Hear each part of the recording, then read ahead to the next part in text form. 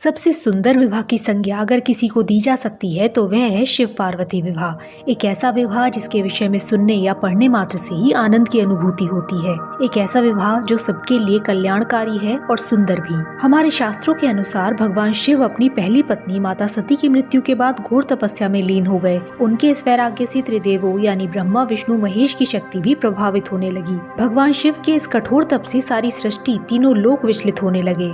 इस भय और चिंता का एक और मुख्य कारण था तारकासुर। तारकासुर एक बलशाली असुर था जिसने बहुत दिनों तक तपस्या करके ब्रह्मा जी से वरदान प्राप्त किया था कि वह केवल भगवान शिव के पुत्र द्वारा ही मारा जा सकेगा। इस वरदान के कारण और भगवान शिव के वैराग्य को देखकर वह स्वयं को अजर अमर समझने लगा था और वह असुर राज तीनों लोगों को भयभीत करने लगा। इसी समय हिमालय के राजा हिमवान और उनकी पत्नी मैना के घर देवी पार्वती का जन्म हुआ, जो साक्षात माँ सती का ही अवतार रूप थी। उन्होंने बड़े होने पर भगवान शिव को पति रूप में पाने के लिए तपस्या करना आरम्भ कर दिया, परंतु भगवान शिव पर उनकी आराधना का कोई प्रभाव नहीं पड़ा और वे अपनी तपस्या में ही लीन रहे। यह देखकर देवलोक में सभी चिंतित होने लगे कि यदि भगवान शिव और माँ पार्वती का विवाह नहीं हुआ तो तारकासुर का प्रकोप और अधिक बढ़ जाएगा। तब उन्होंने प्रेम के देवता कामदेव और रति को भगवान शिव की तपस्या भंग करने के लिए भेजा, लेकिन कामदेव के इस प्रयास से क्रोधित भगवान शिव ने जैसे ही उसकी ओर देखा वह वहीं भस्म हो गया। लेकिन जब रति ने उनसे प्रार्थना की और सभी देवताओं ने अनुरोध किया, तब भगवान शिव ने कामदेव को पुनर्जीवित करने का आश्वासन दिया और पुनः तपस्या में लीन हो गए। वहीं दूसरी ओर जब देवी पार्वती कठोर तप में लीन थी, तब उनके इस तप को देखकर उनके माता पिता, सभी देवी देवता और समस्त चराचर जगत भगवान शिव से यही प्रार्थना कर रहे थे कि वे देवी पार्वती को पत्नी रूप में स्वीकार कर लें। कहते हैं कि देवी पार्वती जो एक राजकुमारी थी, वो भगवान शिव जैसे योगी तपस्वी के साथ विवाह करके अपना जीवन यापन कैसे कर पाएंगी।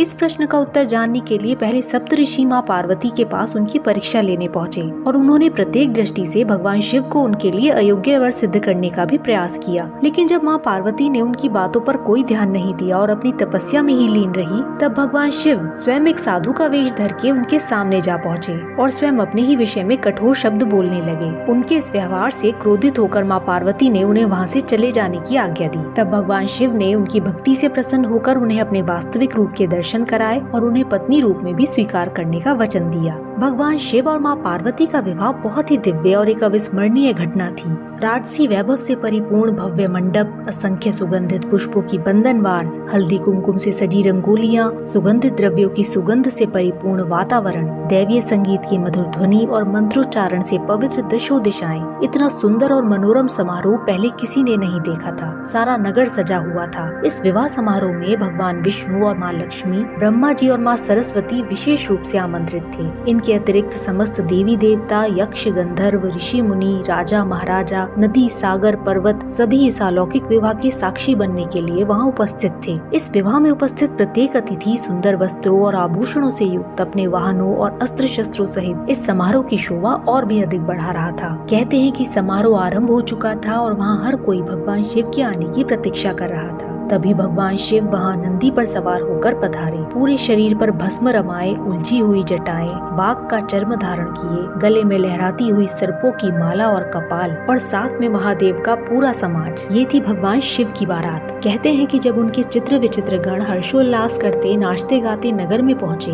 तो शिव की ऐसी बारात को देखकर सारा नगर आश्चर्यचकित हो गया। बारात जैसे ही राजा हिमवान के दरवाजे पर पहुँची, तो उनके स्वागत के लिए उत्सुक दरबारी गण और मंगल गीत गाती सभी स्त्रियां भी भयभीत होकर वहाँ से भाग गए। यह सब जानकर राजा हिमवान और रानी मैना का हृदय भय और निराशा से भर गया। वह यह सब सोचकर दुखी होने लगे कि उनकी बेटी ने एक गलत वर का चुनाव कर लिया है।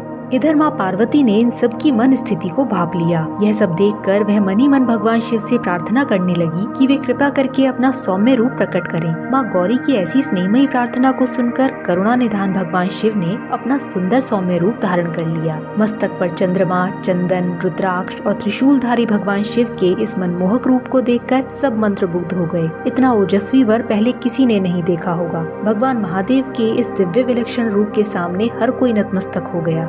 चारों ओर प्रसन्नता छा गई। मंगल गान होने लगे, मंगल वेदी सजने लगी, शंख बजने लगे। वधु के रूप में माँ पार्वती का आगमन हुआ। रेशमी वस्त्रों, स्वर्णाभूषण, हल्दी, पुष्पों और कुमकुम से सुशोभित उनका यह दिव्य स्वरूप अतुलनीय था, जिसकी किसी से भी तुलना नहीं की जा सकती। भगवान शिव और माँ पार्वती के विवाह का मनमोहक दृश्य बहुत ही शुभकारी था। अत्यधिक सुंदर विवाह मंडप की मंगल वेदी पर परमपिता परमेश्वर महादेव और जगत जननी माँ गौरी को देखना सभी मंगल कामनाओं को पूर्ण करने जैसा था। पवित्र मंत्रोच्चारण के साथ विवाह की रस्म आरंभ हुई। मुख्य पुरोहित के रूप में परम गुरु ब्रह्मा जी माँ सरस्वती सहित विराजमान थे। भगवान विष्णु और माँ लक्ष्मी ने पाणी ग्रहण संस्कार कराते हुए माँ पार्वती का हाथ भगवान शिव के हाथ में दिया। कन्यादान की रस्म राजा हिमवान और रानी मैना देवी ने संपन्न कराई। इस अद्भुत दृश्य को दिव्यता की पराकाष्ठा कहा जा सकता है। इससे अधिक सुंदर और श्रेष्ठ कुछ और हो ही नहीं सकता। हमारी वैदिक परंपराओं के अनुसार आज भी भगवान शिव और माता पार्वती का विवाह उत्सव बड़े हर्षोल्लास से मनाया जाता है